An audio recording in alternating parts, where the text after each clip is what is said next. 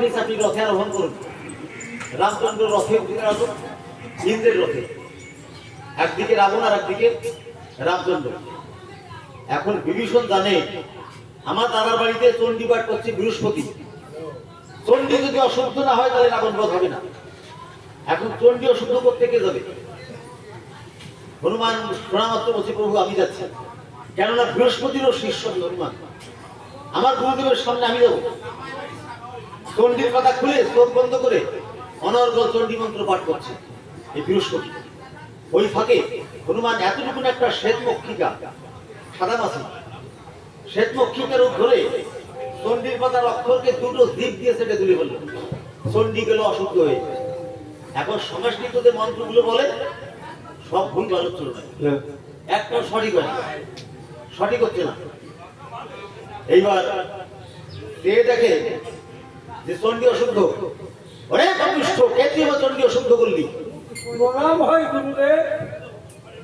এদিকে আমার শিষ্য হনুমান, আচ্ছা বাবা তুমি চণ্ডী অশুদ্ধ করলে কেন? আজকে 33 কোটি দেবতা মুক্তি পাওয়ার দিন। আজকে? হ্যাঁ। তাহলে অভিশাপ না দিয়ে তোমাকে আশীর্বাদ করি, আজকে তোমাদের মনোবাসনা জন্য পূর্ণ হয়। গুরু বাক্যই সত্য। এখানে এই গুরু বাক্য সত্য, গুরু আশীর্বাদ হয়ে গেল। ওদিকে 33 কোটি দেবতা রামের পক্ষে, আর একা 45 কোটি ভোলানাথ আসতে পারছে না ভয়ে। আমি যদি রামকে সাহায্য করতে যাই, ওই যে আমার ঘরে যে দেবী, দেবীর সঙ্গে আজকে গন্ডগোল বাঁধবে। আর যদি না যাই দেবতারা নিন্দা করবে, আমি কি করি? তবে দেবীকে আজকে আমি বলবো না। ঘরের পিছনকে রামকে সাহায্য করতে যাচ্ছে ভোলানাথ, আর যে নাকি ত্রিনয়নী মা, তার নাকি 3টি চোখ, তার চোখ ফাঁকি দিয়ে যায় ভোলানাথের সামনে হাজির। ভোলানাথ আমার চোখ ফাঁকি দিয়ে তুমি কোথায় যাচ্ছ? যাচ্ছি প্রভু রামচন্দ্রকে সাহায্য করতে। না, রাবণ যেদিন তোমার সাধনা করেছিল, তোমার আত্মলিঙ্গ তাকে দান করেছিলে। হ্যাঁ করেছিলাম। আমাকে দান করেছিল। হ্যাঁ করেছিলাম। তাহলে সে তোমার পরপুত্র। হ্যাঁ।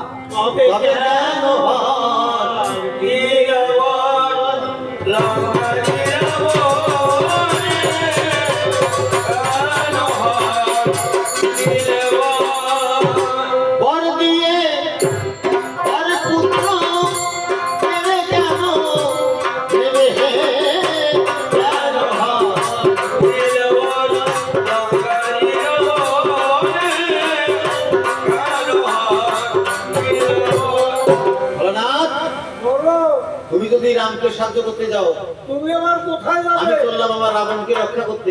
তাই যাও। 33 কোটি দেবতা রামের পক্ষে, আর একা দেবী রাবণের পক্ষে। দুই পক্ষের মাঝখানে গিয়ে তো দেবী নৃত্য শুরু করলো।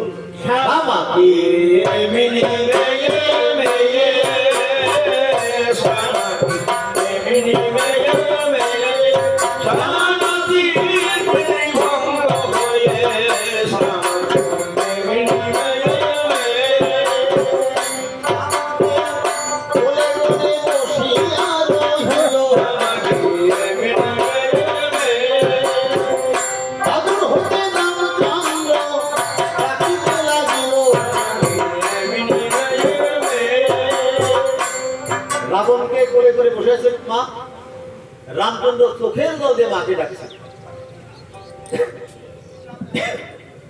ভগবানকে কোলে নিল, লোক সামলাতে পারল না।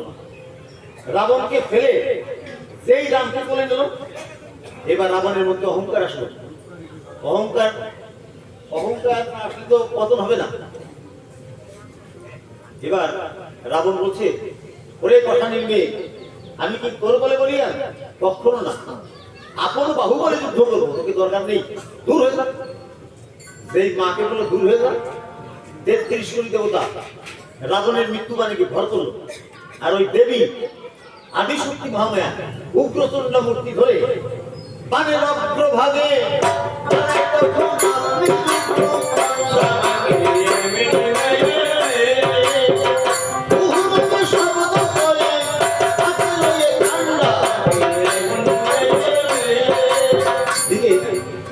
বিভীষণ বলছি, বিভীষণ যে প্রভু বান নিক্ষেপ করুন, আমার দাদার মরণ এসে গেছে।